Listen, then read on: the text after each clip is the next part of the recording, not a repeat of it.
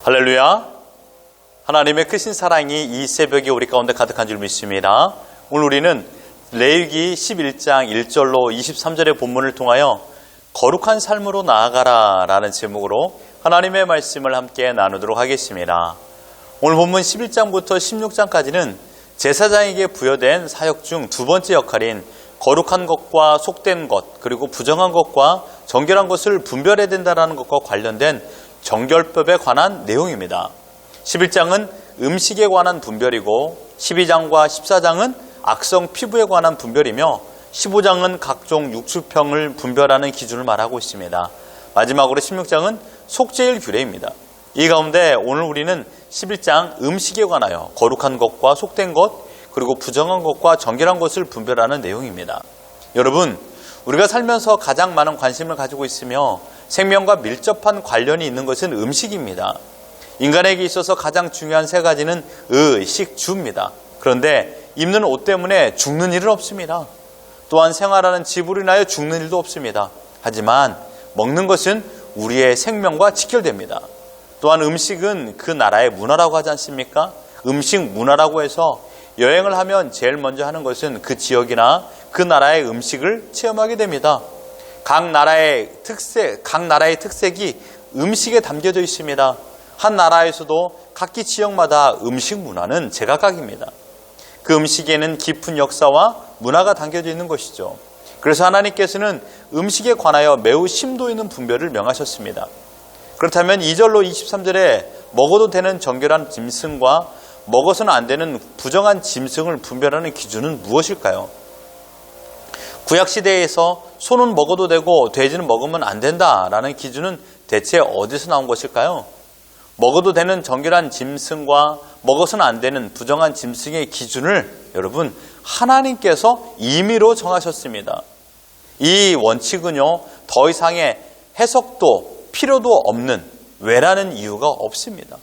하나님께서 먹어도 되는 것과 안 되는 것을 임의로 정하셨기 때문입니다. 여기는 한 가지 목적이 담겨져 있습니다. 인간의 순종을 시험하기 위함입니다. 먹지 말아야 될 짐승을 먹지 않는 순종을 보이는 것이죠. 인간에게 있어서 가장 기본적인 욕구인 식욕은 생명을 유지하기 위한 기본적이고 가장 중요한 욕구입니다. 이 욕구를 억제하는 것은 매우 어렵습니다. 하지만 하나님께서는 이스라엘 백성에게 이러한 식욕을 억제하기까지의 순종을 요구하셨습니다. 왜냐하면 이스라엘 백성은 아주 위대한 사명이 부여되었기 때문입니다. 출애굽기 19장 6절을 보시면요. 너희가 내게 대하여 제사장 나라가 되며 거룩한 백성이 되리라. 너는 이 말을 이스라엘 자손에게 전할지니라. 이제 이스라엘은 하나님께서 선택하여 부르신 거룩한 백성이 되어야 된다는 것입니다. 그 거룩한 백성이 될 때 가장 먼저 우선시 되어야 될 것이 바로 이 음식 문화였던 것입니다. 이 음식법의 본문의 마지막 구절을 보십시오. 44절과 45절입니다. 나는 여호와 너의 하나님이라. 내가 거룩하니 너희도 몸을 구별하여 거룩하게 하고 땅에 기는 길짐승으로 말미암아 스스로 더럽히지 말라. 나는 너희의 하나님이 되려고 너희를 애굽 땅에서 인도해낸 여호와라. 내가 거룩하니 너희도 거룩할지어다. 이스라엘 백성은 음식으로 인하여 스스로 더럽히지 말아야 하는 이유가 바로 언약에 신실하신 여호와 하나님 때문임을 하나님 자신이 말씀하고 계십니다. 이스라엘 백성은 음식으로도 자신들을 거룩하게 지켜야 됩니다. 왜냐하면 하나님이 거룩하기 때문입니다. 이 말은 그러므로 이스라엘은 이스라엘 자신의 것이 아니라 하나님의 것이기 때문에 주인 되시는 하나님의 뜻을 따라야 되며 내가 원하는 것이 설사 부정한 음식이라면 그 음식은 억제해야 된다는 것입니다. 하나님은 이러한 음식 문화를 통하여 주변 이방 나라들과 확실히 구분되는 음식법 준수를 통하여 자신들이 거룩한 하나님의 백성임을 자각하고 또한 이방 나라 사람들에게 우리가 하나님의 거룩한 백성인 것을 보여줘야 되는 거룩한 사명을 감당해야만 했습니다. 그렇다면 거룩한 것과 속된 짐승의 구분을 생각해 보겠습니다. 2절로 8절은 땅에 사는 땅 짐승입니다. 9절로 12절은요 물에 사는 물짐승이고요. 13절로 19절은 하늘에 사는 하늘 짐승입니다. 그리고 20절로 23절은 군서생물 즉 곤충입니다. 땅에 사는 땅 짐승의 정결함의 구분 기준은 두 가지입니다. 첫째는 굽이 갈라져 있으며 두 번째는 되새김질을 하는 짐승이 정결한 짐승입니다. 먹을 수 있는 짐승이라는 것이죠. 이 두 가지 기준을 갖춘 짐승은 소, 양, 그리고 염소입니다. 이에 반대로 부정한 짐승의 대표적인 것들은요, 4절의 약대, 이것은 낙태고요. 5절의 사반, 이것은 오리 너구리입니다. 6절의 토끼, 7절의 돼지입니다.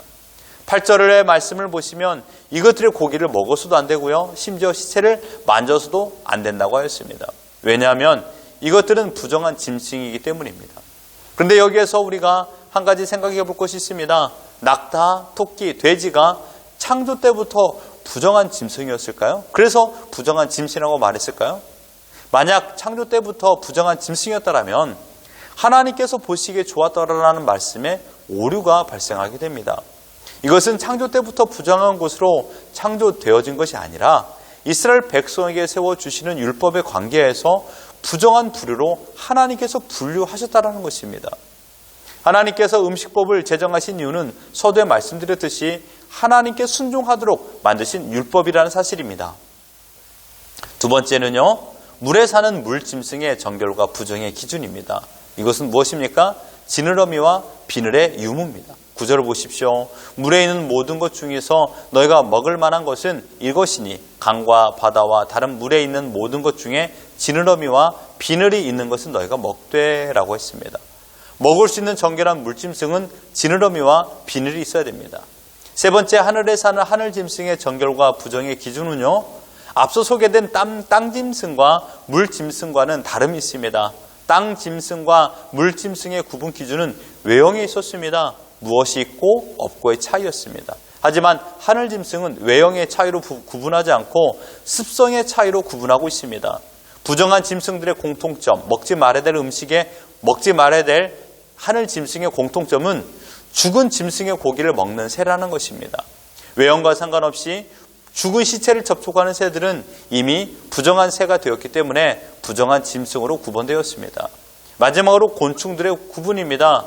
곤충들은 오로지 메뚜기 종류와 배짱이 종류와 귀뚜라미 종류와 팥중이 종류는 먹을 수 있는 정결한 것이나 그 외에 날개가 있고 기어다니는 곤충은 모두 부정한 것으로 분류하였습니다. 이것이 오늘 본문의 전반적인 내용입니다.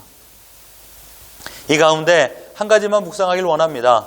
하나님께서는 왜 이토록 음식에 대하여 이스라엘 백성들을 불편하게 다스렸을까요? 음식을 먹을 때에도 우리의 신분을 상기시키기 위함이었습니다. 앞에서도 말씀드렸듯이 하나님의 거룩하고 정결한 백성인 이스라엘은 그들의 삶의 방식에서 이러한 음식법 하나하나가 커다란 상징이 되었습니다.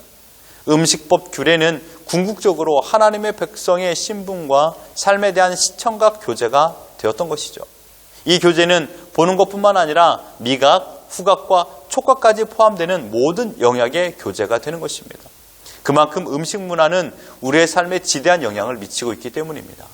그러므로 이스라엘 백성은 정결한 짐승과 부정한 짐승을 구분하고 오직 정결한 짐승만 음식으로 취하는 것을 통하여 하나님 백성으로서의 세상과 구별된 뚜렷한 삶의 양식을 따라 살아야 된다는 것입니다. 하나님께서 실생한 규범으로 명하신 것입니다. 그러나 이 음식법은 영원히 발효되지 않습니다. 사도행전 10장의 고넬료 사건과 관련되어 베드로의 환상 가운데 하나님은 하나님께서 깨끗하게 하신 것을 내가 속되다 하지 말라 여러 번 말씀하셨습니다. 음식법의 유효기간이 다한 것입니다. 하지만 이 음식법이 가르쳐주는 영적인 교훈은 지금도 유효합니다. 하나님의 거룩한 백성으로 무엇을 먹든지 마시든지 오직 하나님의 영광을 위하여 먹어야 된다는 것입니다. 결코 하나님께서 원하지 않는 것을 먹어서는 안 됩니다. 기억하십시오. 하나님의 영광을 위해서 온전한 것을 먹어야 되지 하나님의 영광에 해가 되는 것은 먹어서는 안 됩니다. 내 자신과 상대방에게 덕이 되지 않는 음식이 무엇인지는 우리는 잘 알고 있습니다. 이런 음식을 먹어서는 안 됩니다. 왜 그렇습니까? 우리의 삶을 통하여 우리 자녀들에게 교육을 해줘야 되기 때문입니다. 가르쳐줘야 되기 때문입니다. 우리 자녀들이 보기에 아빠는 그거 먹어도 돼? 엄마는 그거 먹어도 돼? 라고 말하는 것. 이걸 먹고 나도 먹어도 되겠구나 라고 생각하는 것들 중에 먹어서는 안 되는 것들이 있습니다. 우리의 삶의 교육을 통하여 우리 자녀들에게 보여줘야 됩니다. 우리의 삶은 하나님의 영광을 위하며 우리의 삶은 믿지 않는 자들에게 복음의 통로가 되며 우리의 삶은 믿는 동역자들에게는 위로와 소망을 함께 나누는 목적을 가진 삶입니다. 신자는 거룩한 삶으로 나아가야 됩니다. 이것이 우리의 사명입니다. 따라서 오늘 우리는 이러한 음식법의 규례는 사라졌지만 음식법의 정신은 기억하여 날마다 세상과 구별되어 거룩한 삶을 살아가길 바랍니다. 무엇보다 입으로 들어가는 음식이 우리를 더럽히지 않고 우리의 마음에서 나오는 것이 우리를 더럽힌다고 하신 말씀을 기억하여 매일 하나님의 성품을 닮아 거룩을 사수하며 거룩한 삶을 살아가는 우리 모두가 되기를 예수 그리스도 이름으로 축원합니다.